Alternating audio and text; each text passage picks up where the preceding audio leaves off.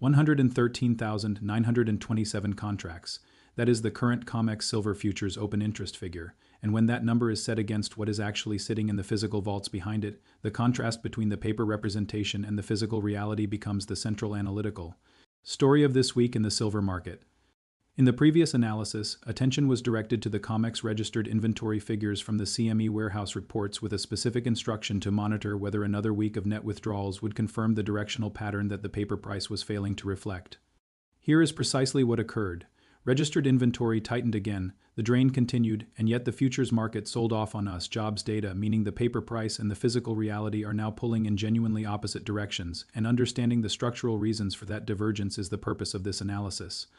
15 years in currency and commodity markets before transitioning to this work provides the vantage point from which that divergence is recognizable as analytically significant rather than routine, and everything presented here is sourced from named, publicly available data: the CME warehouse reports, the Shanghai Metals Market, the CFTC Commitments of Traders Report, U.S. Treasury yield data, the DXY Index, and World Gold Council reserve figures, with every source identified explicitly as the analysis proceeds.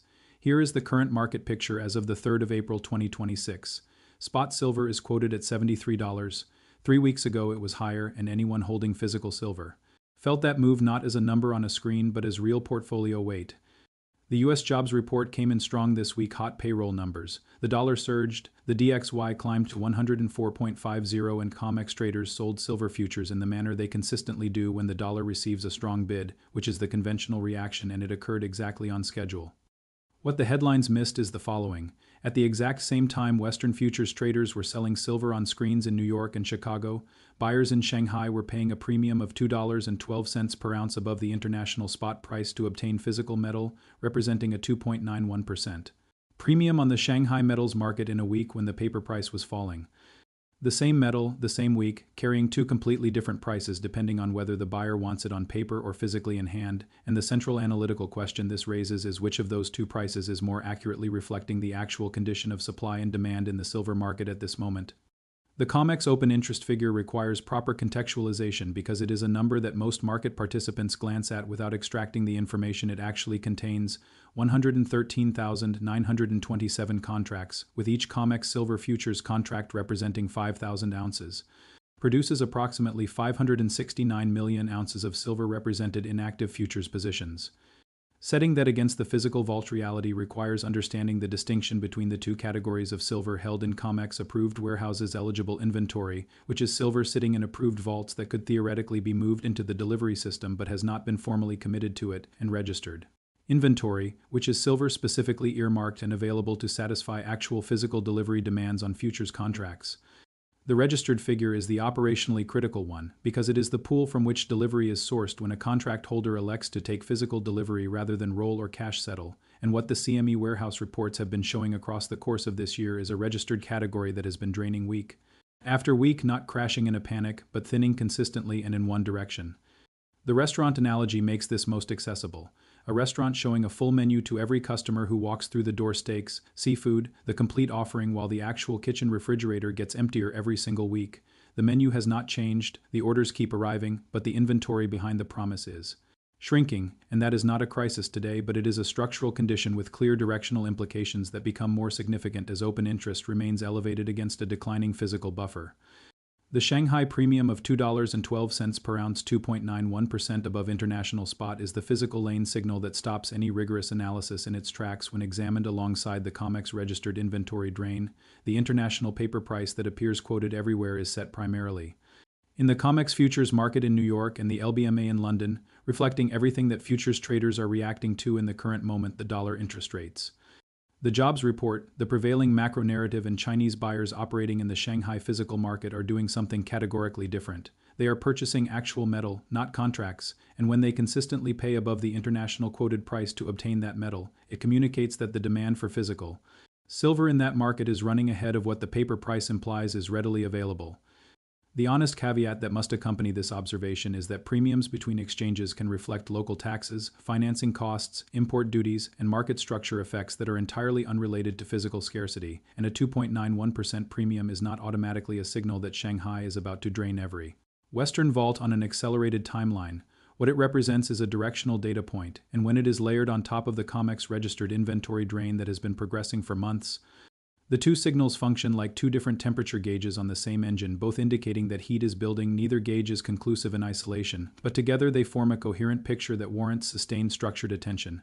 The CFTC Commitments of Traders report adds the institutional positioning layer that reframes the open interest figure in its proper analytical context, managed money. The hedge funds and professional systematic traders whose positioning reflects the speculative temperature of the market has been using silver futures to manage short-term macro exposure rather than to express a long-term physical view, which is a completely rational posture for a macro fund operating in an environment where the 10-year Treasury yield is sitting at 4.36% and the dollar has just received a strong bid from hot jobs data. These institutional participants are reacting to the DXY and the 10-year yield. They are not incorporating the Shanghai premium into their positioning calculus.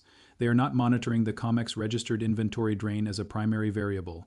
When those two macro variables direct them to sell futures, they sell futures, the paper price moves lower, and physical silver somewhere between a warehouse in Chicago and a delivery point in Shanghai continues moving east.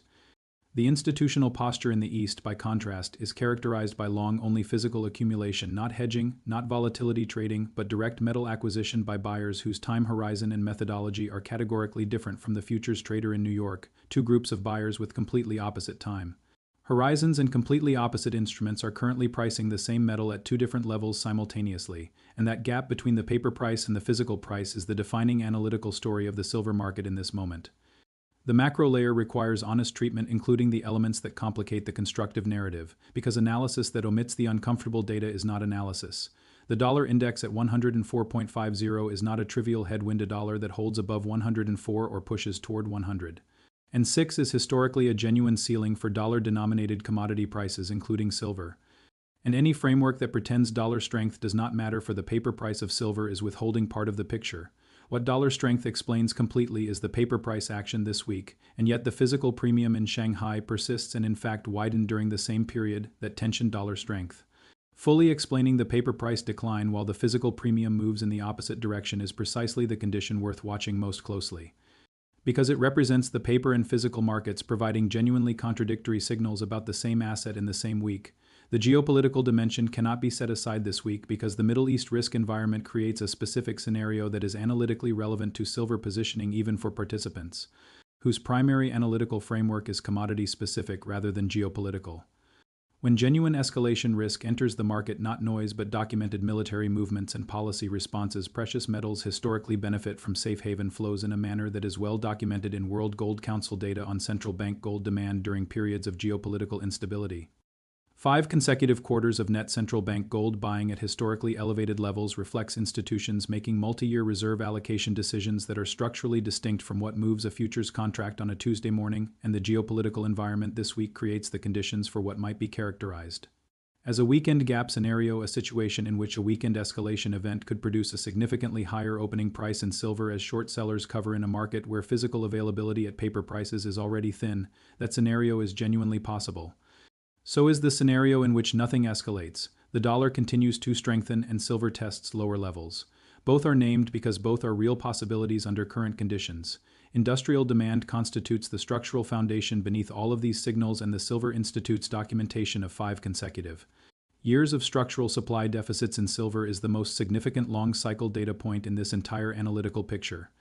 5 years of industrial consumption outpacing mine supply is not a trading signal. It is a description of directional structural pressure that does not resolve itself quickly because new silver mining projects require years from discovery through to production at commercial scale. Silver is not like oil where consumption is visible and discrete. It disappears into solar panel contacts, into the connectors of artificial intelligence server infrastructure, into medical devices, into electric vehicle components, dispersed in microscopic quantities across enormous industrial systems and rarely recovered at economically viable rates from finished products. Solar panel manufacturing, EV charging infrastructure, and AI server hardware are growing end markets for silver that did not exist at scale a decade ago, and the direction of that demand growth has not reversed. A hot jobs report can override 5 years of structural gravity for a week, but the gravity does not disappear because the paper price moves lower. And the question the futures market is not currently asking is whether macro sentiment can override 5 consecutive years of documented structural deficit indefinitely. The 3 lanes framework applied here organizes these signals into their proper analytical structure. The paper lane with COMEX open interest at 113,927 contracts, futures traders reacting to dollar strength and treasury yield pressure, and managed money positioning reflecting a speculative community hedging macro risk rather than expressing a long-term physical view is pointing downward on paper sentiment in direct response to the DXY at 104.50 and the 10-year yield at 4.36%. The physical lane with the Shanghai Metals Market premium at 2.91%, COMEX registered inventory continuing its directional drain, and 5 consecutive years of structural supply deficits documented by the Silver Institute is pointing upward on physical reality in direct contradiction to the paper lane. The macro lane is genuinely mixed in a manner that requires honest acknowledgement. Dollar strength and elevated treasury yields are bearish for the paper price and represent a real headwind that cannot be dismissed. While central bank gold buying continuing at historically elevated levels per World Gold Council data and the geopolitical risk environment in the Middle East are structurally supportive in a manner that operates at a slower frequency than the paper market but points in the opposite direction from the dollar signal. When the paper lane is moving in one direction, the physical lane is moving in the opposite direction, and the macro lane is split between near-term headwinds and structural tailwinds. The historical pattern has been that one of those lanes eventually capitulates and adjusts toward the others. And the analytical question worth sustained attention is which lane capitulates first. The specific metric to monitor this week is the COMEX registered silver inventory figure in the CME warehouse report, specifically whether registered inventory drops to a level where the coverage ratio against open interest moves into historically unprecedented territory while open interest holds above 100,000 contracts if that combination develops. The divergence between paper price and physical reality becomes structurally more difficult for the market to sustain regardless of what the dollar does in the near term.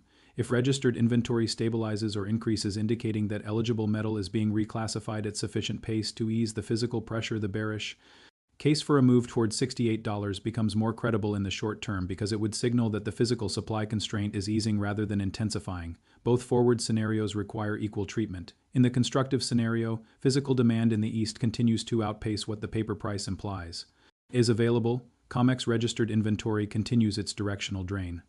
And a weekend geopolitical escalation triggers short covering in a futures market where physical availability at paper prices is already thin. Any one of those three developments individually, or any combination of them, creates the conditions for a move toward $76 and potentially higher as short sellers are squeezed.